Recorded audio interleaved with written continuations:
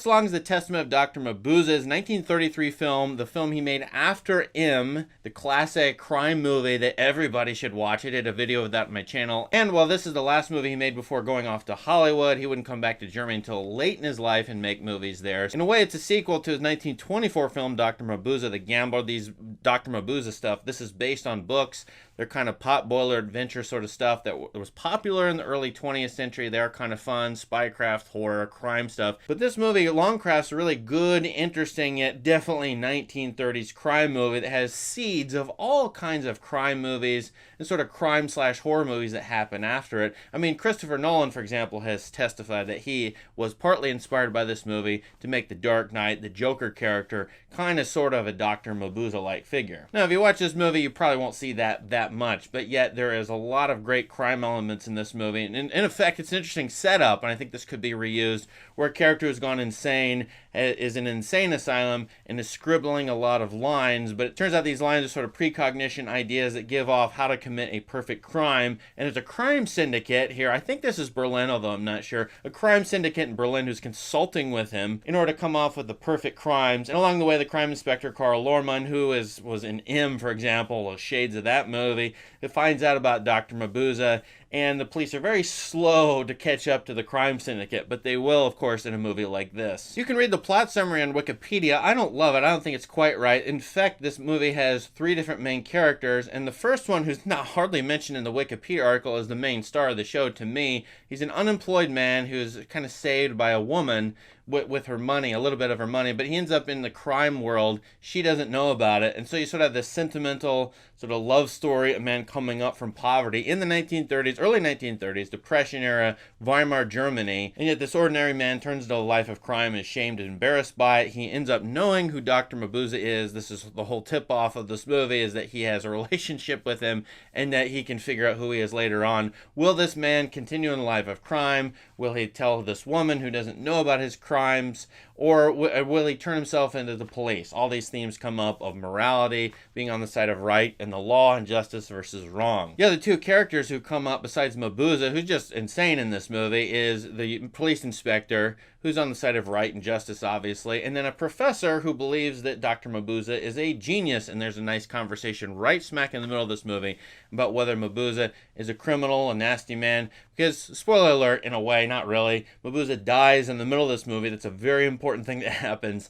And then the professor, though, claims, hey, we've lost a genius of humanity here, and so this professor's on the side of I love Mabuse, he's a total genius, versus the police inspector who thinks he's a criminal, unless you have 2 different views of Mabuse. And in the middle of this movie, a wonderful thing happens. Mabuse's spirit comes into and inhabits the body of this professor. This is a real dig at professors at this time who are into psychology and interested in siding with criminality for whatever various reasons. And so you have an interesting inhabitation, or literally a spirit inhabits, the spirit of Mabuse inhabits this professor who continues on with Mabuse's weird ways. I've called this movie a forgotten classic because, let's be honest, I don't think it's that entertaining for most people. I don't think it will be. It does have about 1/5 of the views on Letterboxd.com as M does, and Metropolis, Fritz Lang's most famous films. Of course, M is only 2 years older than this movie. I think this movie deserves more views, and I think that's why I would say it's forgotten, but Christopher Nolan clearly didn't forget it. There's some masterful shots in this movie. I actually love the spiritual effects, the ghost-like auras in this movie. To me,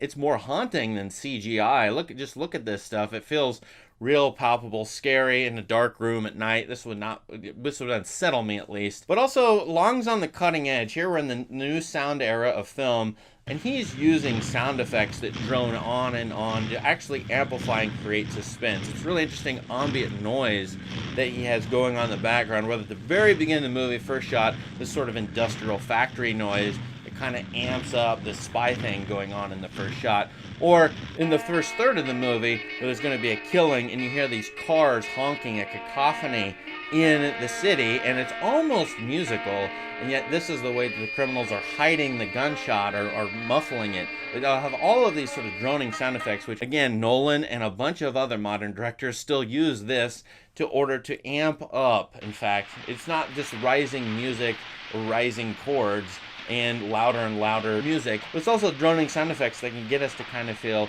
suspense for various reasons, amplified, of course, by the visual. This movie's sensibilities probably don't match up with 21st century. I mean, crime movies like this have developed over time. The through thread of Mabuse's writings, inspiring crazy and perfect crimes, is kind of dropped in the middle of this movie.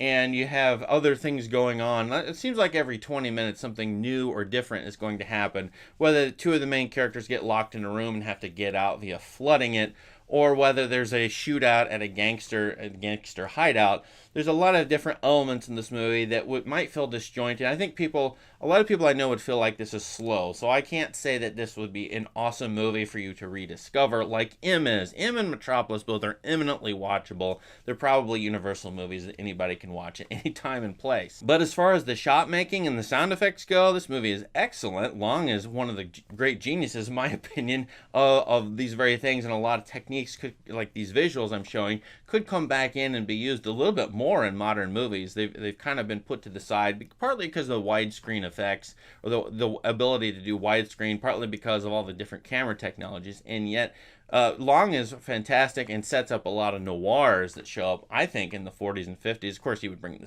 some of these techniques into his own Hollywood movies. Well, that said, it's an early sound movie, Weimar Germany. And by the way, the Nazis didn't let this movie be shown in Germany for very bizarre reasons. Go read about it on the internet, Wikipedia, and so on. But this movie was banned in Germany for a long time until 1951. Again, it's a Weimar German film, early crime film, spirits inhabiting criminal bodies, and sort of an Edgar Allan Poe-like horror story. I find this movie kind of fun, kind of interesting. I think it's a classic. I think it's one of Long's, lesser works, sort of second-tier works, which is definitely still worth watching for any cinephile and anybody interested in the subject matter. Now, all that said, and there's a lot more that could be said, what do you think of Dr. Mabuse, the Testament of Dr. Mabuse, the second Mabuse film? Let us know in the comments. Please subscribe to this channel for more great content. Thank you. Have a great day. This video is dedicated to Lino Geno, Twitter follower, Discord user. Thank you very much for your support for this channel. I know you love old movies like this.